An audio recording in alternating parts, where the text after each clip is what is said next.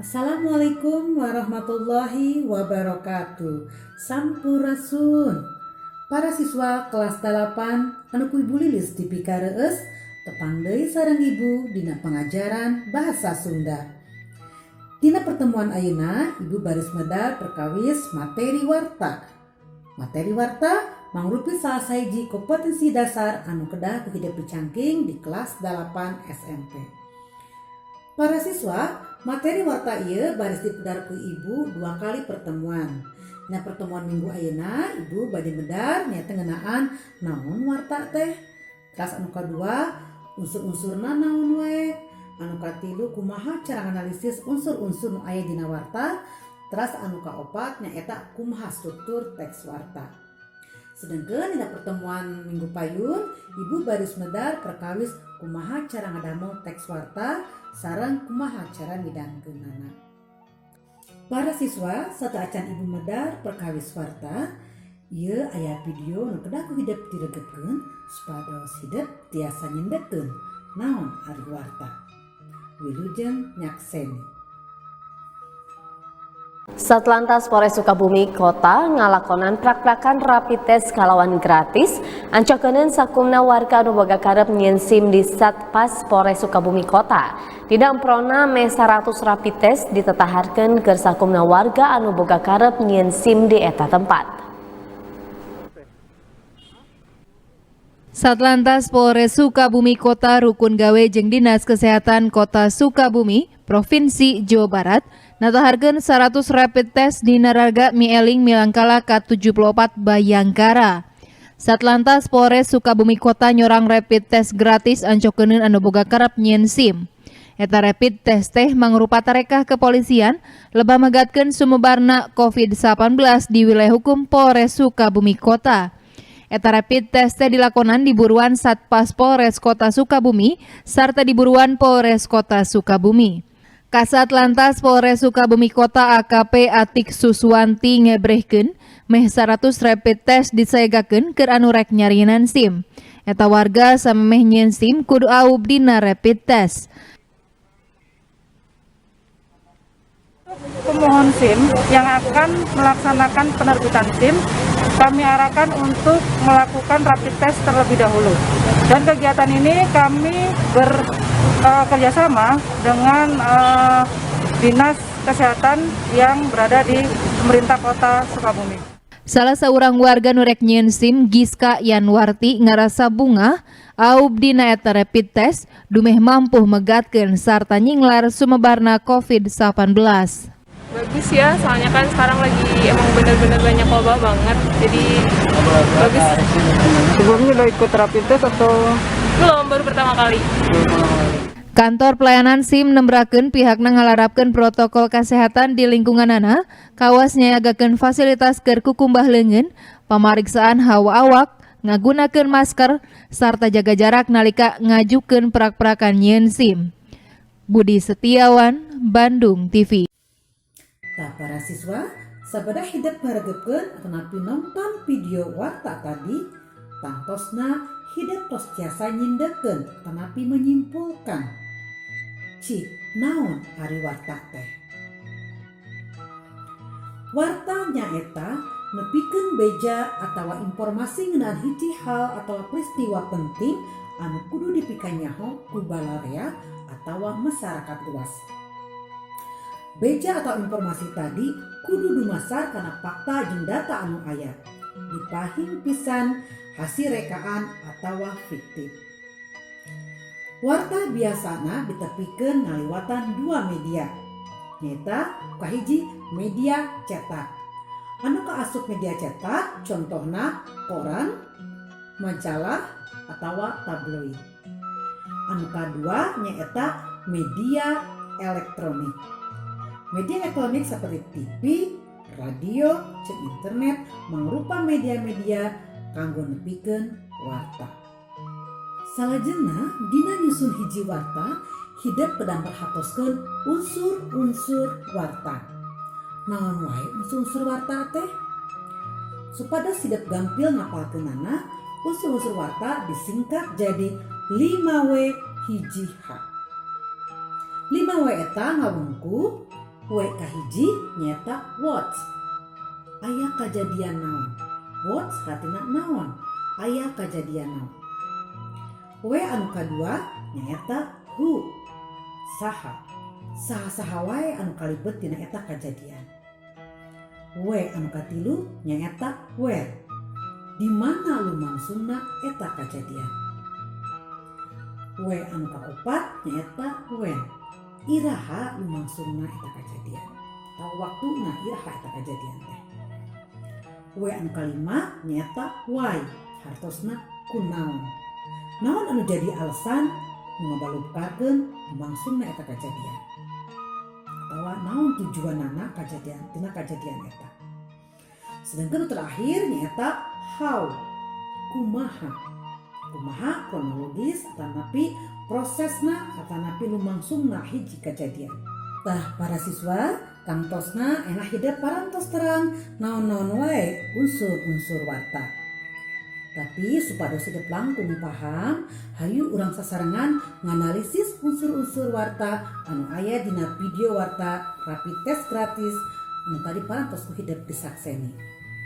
Naon wae tadi unsur-unsur wartana? 5W hiji H. W anu kahiji what. Aya warta ngeunaan naon dina video tadi? Nyata ngeunaan rapid test gratis. Terus nu kadua who. Saha-saha wae anu kalibet tina eta kagiatan.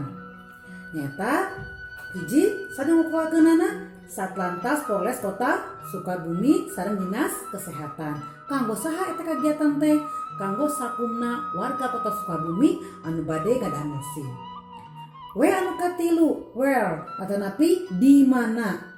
Di mana eta kagiatan dilaksanakeunana? Di buruan kantor Satlantas Polres Kota Sukabumi. W anu kaopat nyata when. Iraha. Iraha eta kagiatan dilaksanakeunana. Nyata dina poe HUT Bayangkara anu ka-74. Terus anu kalima why. Kunaon eta kagiatan teh diayakeun ku Satlantas Polres Kota Sukabumi. Nyata pikeun mieling poe HUT Bayangkara anu ka-74 sareng sasahiji tarekah ti Satlantas Polres Kota Sukabumi kanggo megatkeun sareng ninglarkeun sumebarna COVID-19 di Kota Sukabumi. Terus nu terakhir H nyata how. Kumaha kagiatanana. Kumaha kagiatanana lumangsung. Nyata sakumna warga Kota Sukabumi sarumping ka kantor Satlantas Polres Kota Sukabumi, terus aranjeuna di rapid test satu acan ngadamel SIM tangtosna kalayan nganggo protokol kesehatan nu parantos ditangtoskeun. Tah para siswa dupina eta cara nganalisis unsur-unsur warta nu aya dina video warta rapid test gratis warga Kota Sukabumi ku Satlantas Polres Kota Sukabumi. Kumaha dugi ka dieu hideep ngartos sadayana? Mudah-mudahannya hideep ngartos naon anu disebat unsur-unsur warta. Tah para siswa kelas 8 tangtosna hideep ayeuna langkung paham tetapi ngartos naon anu disebut warta teh sareng aya sabaraha hiji unsur-unsurna. Salajengna bahasan urang ayeuna nyaeta ngeunaan struktur teks warta. Struktur teks warta nyaeta bagian-bagian anu ngawangun hiji warta. Biasana para wartawan atau jurnalis, reporter, atau istilah bahasa Sundana juru warta dina ngedamel hiji teks warta merhatikeun salah sahiji prinsip atau ngagunakeun salah sahiji teori ngeunaan struktur teks warta anu disebut piramid tibalik. Dina piramid tibalik aya sababaraha bagian. Bagian kahiji disebut lead, tapi puncak warta. Tapi bagian pangluhurna, bagian anu eusina ngeunaan informasi-informasi penting anu dianggap prioritas anu ngawungku 5W hiji teh. Bagian lead atau puncak warta mangrupa gambaran sagemblengna hiji warta. Bagian kedua disebut next atanapi penghubung antara bagian lead sareng bagian katilu nyata body. Dina bagian next atanapi jembatan menghubungkan antara bagian lead sareng bagian body biasana eusina mangrupa informasi penting sejenna anu ngadukung atawa ngarojong karena informasi nu aya di bagian lead. Biasanya dinya aya keterangan pamadegan ti narasumber gitu nya. Salajengna nyata bagian katilu disebut body atanapi eusi warta. Tah di bagian eusi warta biasana informasi-informasi anu dianggap penting atanapi ngarojong kana bagian lead sareng next dipedar langkung jero atanapi langkung lega. Biasana unsur-unsur warta sapertos why, kunaon, sareng how, kumaha dijentrekkeun di dieu tetapi dijelaskeun di bagian eusi warta. Selanjutnya bagian terakhir disebut leg tetapi aya geus nyebutna tail tawa buntut tetapi panutup warta. Ieu biasa di bagian penutup warta mangrupa hal-hal tetapi informasi-informasi anu kurang dianggap penting dina hiji warta.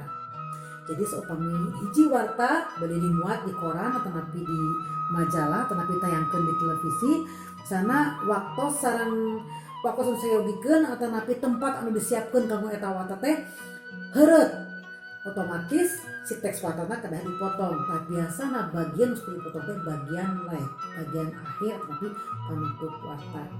Sabab informasi penting sejenna aya di bagian lead, next sareng body.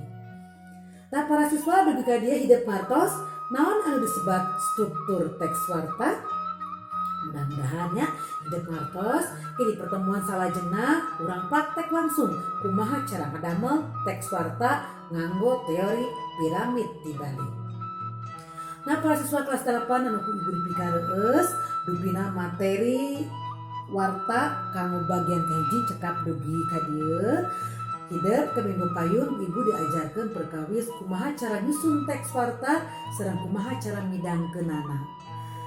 Kumaha para siswa, mudah-mudahan anu ibu didugikeun tadi hidup martos tos kenging gambaran kieu ngadamel warta teh. Mudah-mudahan hidup tetap semangat diajarna sanaos diajarna di bumi keneh. Tah para siswa sateuacan ibu nutup ieu kegiatan tapi di pertemuan ibu hoyong ngetes heula cik saha anu terang naon anu disebut warta. Aya sabaraha hiji unsur-unsur dina warta. Teras naon teori anu dianggo dina ngadamel struktur teks warta. Sebutkeun bagian-bagianana teras jelaskeun. Tah para siswa kelas 8 dupina kanggo materi warta bagian kahiji cekap dugi ka dieu.